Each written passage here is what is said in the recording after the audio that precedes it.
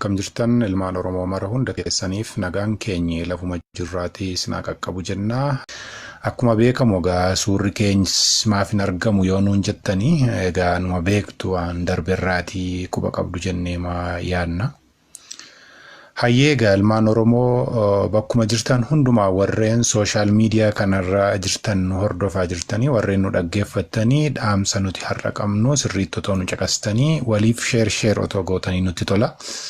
Garuu wanta hamtuu fi wanta gadhee keessa teenyeetidha yeroo amma kana ergaa isinii dabarsuu kan nuti barbaannu.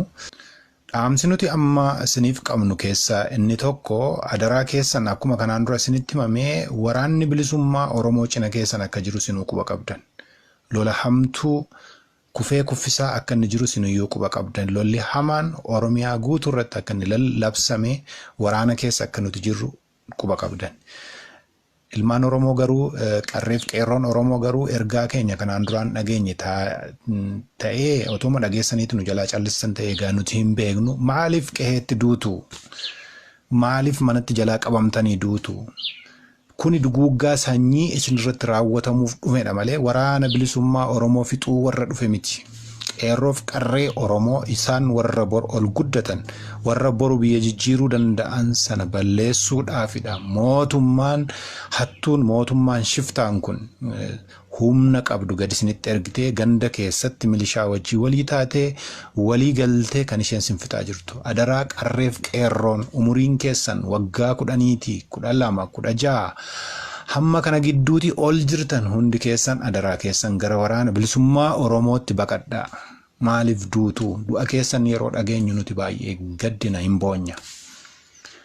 Isaan unuun miti loluu kan dhufan isiniin balleessuu isiniin ajjeesuu waan dhufaniif maaliif qeeteessanii duutu.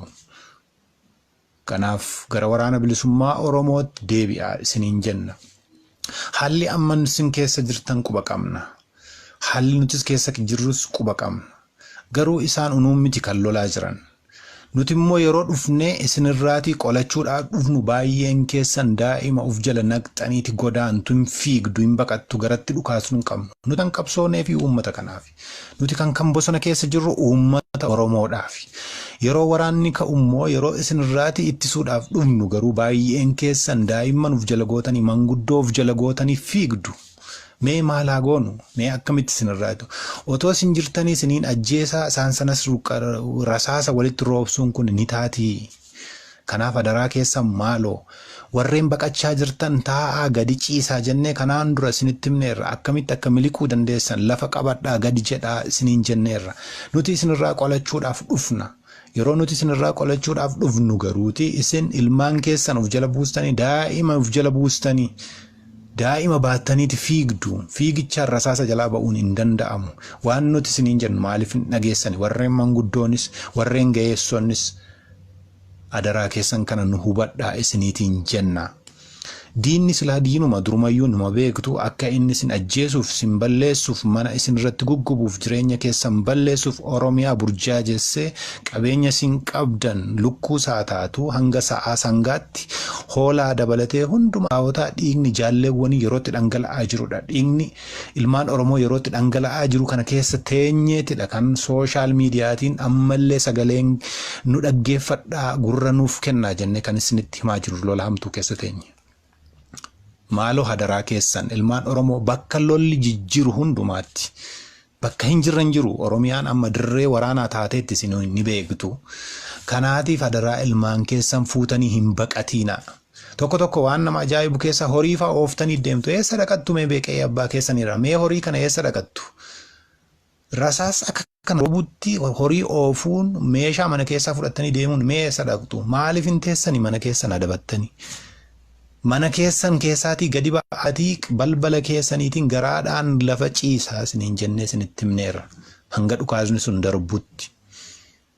Adaraa keessan gufuu nutti hin ta'iina ilmaan Oromoo warreen akka kana gootan. Hin baqatiina lubbuudha dhugumadha isinitti murteessu garuu baqachuun fiiguun furmaata hin ta'u rasaasa jalaa isin hin baasu. Achuma ciisaa yoo duuti isinii dhufteetti achitti isinii hanqattu fiigdaniif waan gootan hin qabdan. Mudhii keessan jabeeffadhaa garaa keessan hidhadhaa.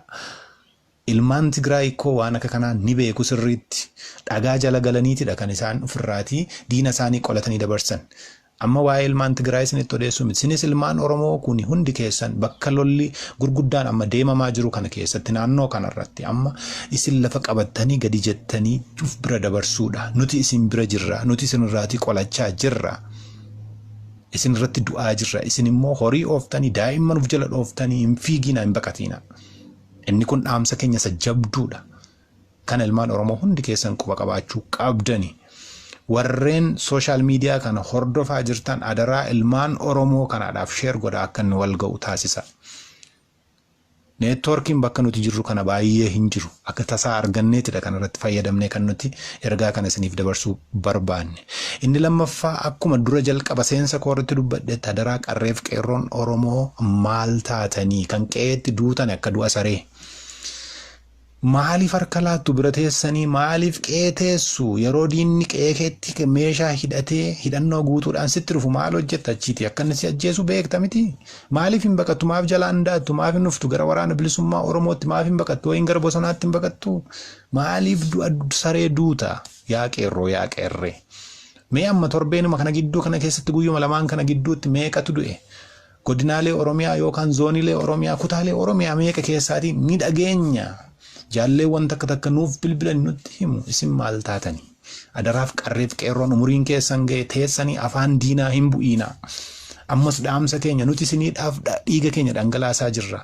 Nuti isiniin oolchachuudhaaf jecha ganamaaf galgala qabsaa'aa jirra.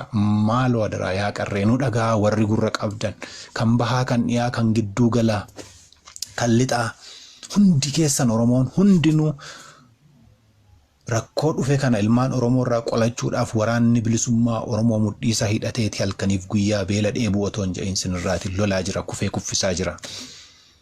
Isin garuu qe'ee teessanii maaliif duutu?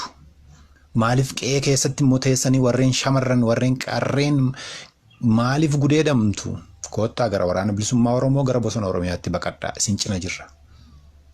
Lafa nuti jirru jarruun dhuftu nuti garuu isinirraa qolachuudhaaf yeroo dhufnu isin garuu mana keessa faatteessu yeroo waraanni ka'u akkamitti mana keessa teessu boombiin tokko isinirratti darbatamuu danda'a. Meeshaaleen gurguddaan nu ka'u kun mana keessatti isin fixuu danda'a mana keessa hin taa'ina bahaa gadi. Manichi gubachuu wayya manichi baduu wayya malee isin du'uu hin qabdani bor manni ijaarama boru qabeenyi ni dhufa garuu lubbuu keessan boru fiduu hin dandeenyu. Nuti Oromiyaa kana dirree waraanaa goone boru eenyutti hafna. Isin dhagaachanni keenyi ilmaan Oromoo qarreef qeerroodha saba Oromooti kanaaf isin irratti qabsaa'aa jirra nuti nama aangoo barbaadu miti walabummaa bilisummaa Oromiyaadhaaf jechadha kan dhiiga keenya dhangalaasnu erga du'uun hin oolle garuuti kootta rasaasuma tokkollee dhukaasaatii du'a inni kun waan guddaadha.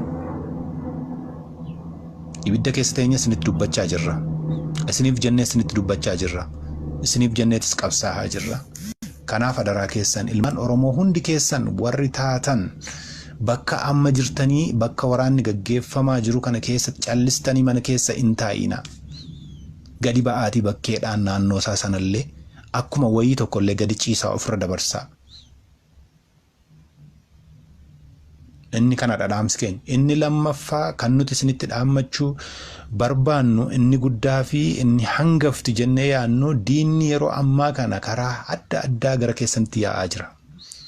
Fakkeenyaaf warreen liyyuu haayilii Amaaraa warreen jedhaman afaan warri hin beekne warri sagalee keessan illee warri qooqa afaan Oromoo dhaga'uu hin barbaanne jibban jiru Oromiyaa keessatti hamma yeroo har'aa kana keessatti gara namoota baay'eedha kan biratti booji'amee jiru. Waraana Eertiraa kan Sumaalee Boorana keessatti argitaniittu. Kanaatiif waan isin irratti duulame akka ilmaan Tigraay irratti duulame biyyoota ollaatii jalqabee hamma biyyoota warreen keessaa warreen Oromoo hin jaallanne jibban kanadha waan ta'eef namni isiniif hilu hin jiruuti mootummaan kun nu gargaara mootummaan kun nurra oola jettanii nu gargaara jettanii jaallattanii jalan taa'ina. Shaanee qallabaa turte maal qallabaa turte jedheeti biddaan si guba booda.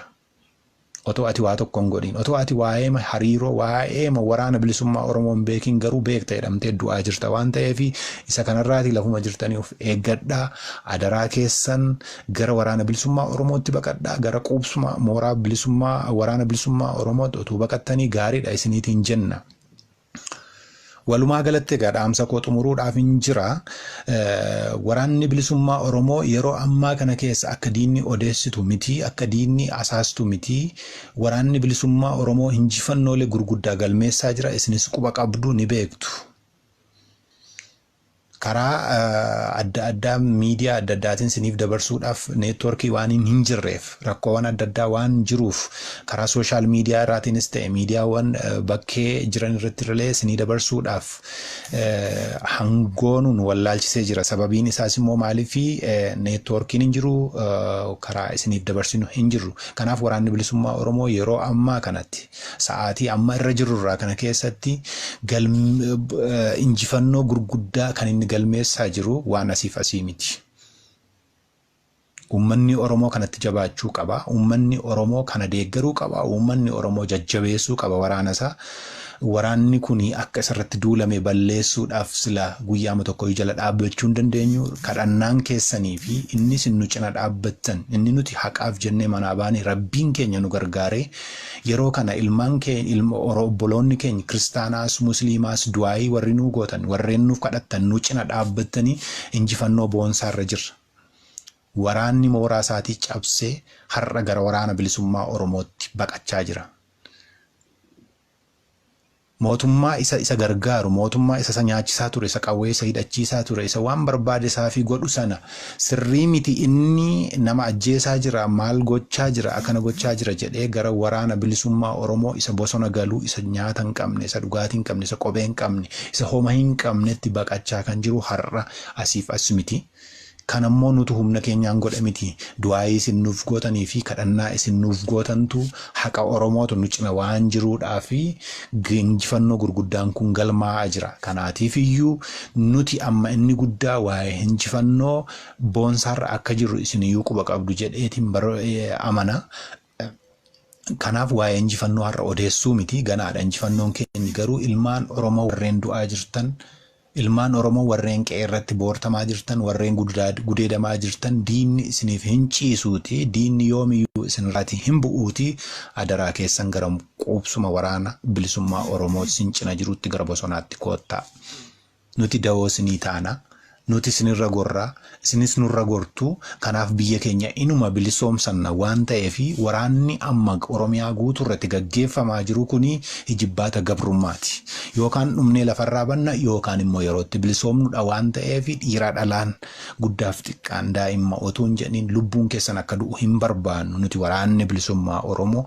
Kanaatiif iyyuu warreen umuriin keessan armaan olitti tuqe kun hundi keessan jala teessanii akka hin duune nuti koottaatii qawwee hidhadhaa lolaa isiniin jechaa hin jirru. Yoo garaan keessan sin lolchisiise lolaa ofirraa qolachuu barbaadu. Garuu du'a saree mana keessa teessanii otoo dhimma tokko hojii tokko hin hojjetiin du'uun keessan gaarii miti. Erga du'uun hin oolle ilmaan Oromoodhaaf jettanii yoo duutan waan guddaadha waan ta'eef adaraa keessan qehee teessanii hin du'iina. Waraana kana immoo ijibbaatumadha. Amma dhumneeti inuma bilisoomna.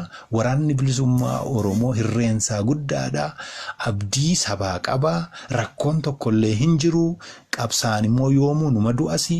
Qabsoon immoo yoomuu ittuma fufa waan ta'eefi kanaatiif goleewwan Oromoo hunduma kallattii arfaniin jirtan hundi keessaniyyuu waraana keessanitti boonu qabdanii waraana gara waraana keessanitti. Waraanni kun waraana uummata Oromooti waan ta'eef gara isaatti dhufuu qabdanii.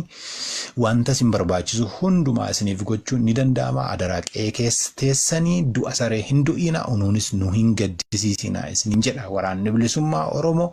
Baay'ee isin jaallanna, baay'ee isin kabajna. Dhaamsi keenya har'aa kanadha. Lolli ittuma fufeeti jira. Jaalleewwan kunoo dirree qabsoorraati, dirree waraanaa keessaati diina kuffisaa kufaa jiranii. Injifannoon uummata Oromoof ni ta'a. Nu cinas dhaabbadha. Warreen sooshaal miidiyaa kana ilaalaa jirtan, hordofaa jirtan waliif sheer godha.